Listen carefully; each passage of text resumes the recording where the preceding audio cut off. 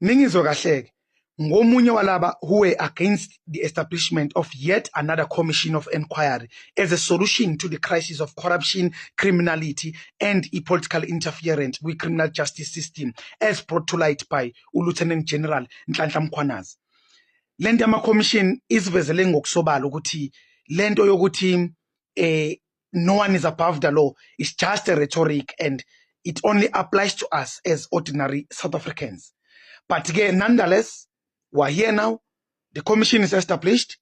We may not be able to stop it, but we are going to monitor our processes very closely, and we dare anyone to try and make fool of us this time around. And so mphakathi sizobe sime side by side with every man and woman who will stand for truth kuleya commission ezoqala next month August, because nabo bazobe beme nathi by standing for truth.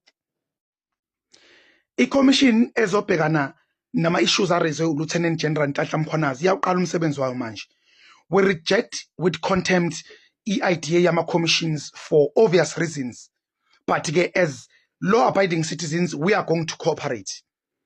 Siyabona no Deputy Chief Justice, Acting Deputy Chief Justice Mahlanga ul-announce ithimba lakhe azosebenzisana nalo.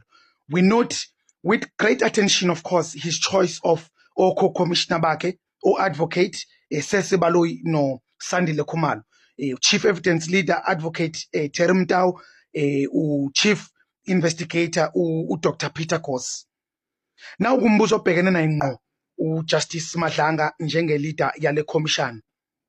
Oti, given your involvement kwi-Phalaphala inquiry ebe lenient Ramaphosa emini kabhanga ngisho sekulika i-footage ukuthi ibonwe yizwe lonke, how are you going to assure us as South Africans ukuthi your leadership in this commission will not similarly shield high-ranking officials, especially when the allegations involves ama-colleagues akho ozakwenu in the judiciary and potentially including you?